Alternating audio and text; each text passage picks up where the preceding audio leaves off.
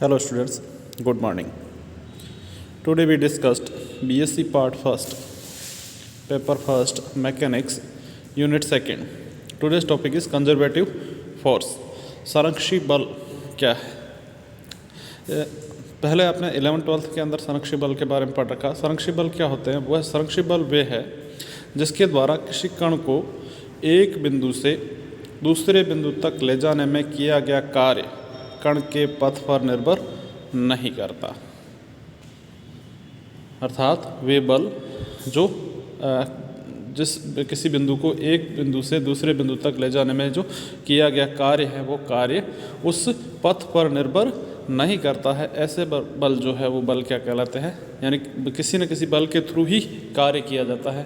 कार्य की अगर हम डेफिनेशन देखें तो कार्य इजिकल टू क्या होता है? W is equal to F dot D X. अर्थात किस बल लगाने पर या बल आरोपित करने पर किसी वस्तु में जितना विस्थापन होता है उनका अदिश गुणनफल क्या होता है? कार्य के इक्विवेलेंट। तो जो बल लगाने के बाद किसी चीज़ को डिस्प्लेसमेंट मीन्स क्या होगा? एक स्थान से दूसरे स्थान तक के बीच की मिनिमम डिस्टेंस, तो उस पथ पर निर्भर नहीं करता है। वह स्टार्टिंग और प्रारंभिक बिंदु और अंतिम स्थितियों पर ही निर्भर करता है। ऐसे बल क्या कहलाते हैं? संरक्षी बल या कंजर्वेटिव फोर्स। संरक्षी बल के प्रभाव में किया गया कार्य केवल कण की प्रारंभिक और अंतिम स्थितियों पर ही निर्भर करता है।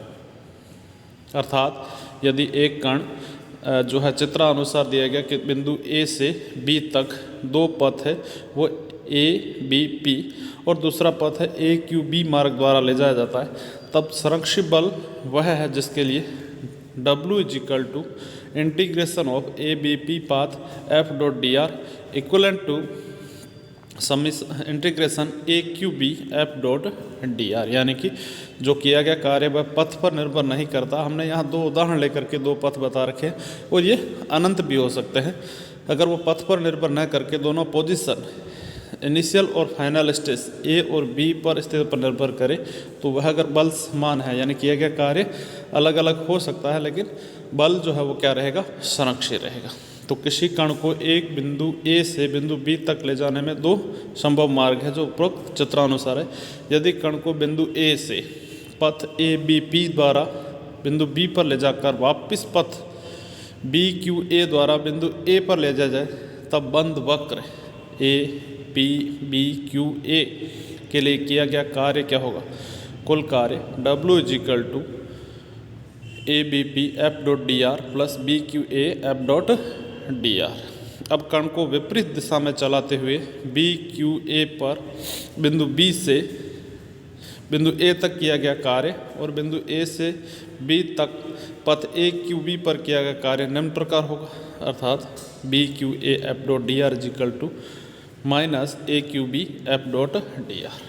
तो समीकरण 8 और 10 का उपयोग 9 में करें तो बंद पथ A B B Q A के अनुदेश किया गया कार्य W is equal to close integration of F dot D R A P B F dot D R minus A Q B F dot D R is equal to 0। अर्थात जहाँ close integration का अर्थ है कि रेखा समाकलन बंद पथ पर लिया गया, अतः संरक्षी बल के लिए एक बंद पथ के अनुदिश कार्य का मान क्या होता है?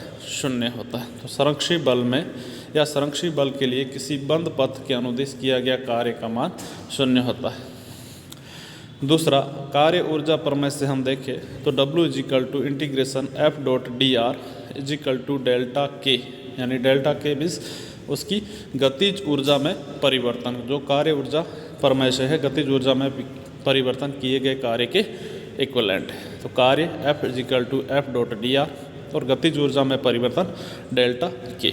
चूँकि संरक्षी बलों के अंतर्गत बंद पथ पर कार्य 0 होता है, अर्थात F dot D R is equal to delta K is equal to 0, तो के इजिकल टू क्या रहेगा?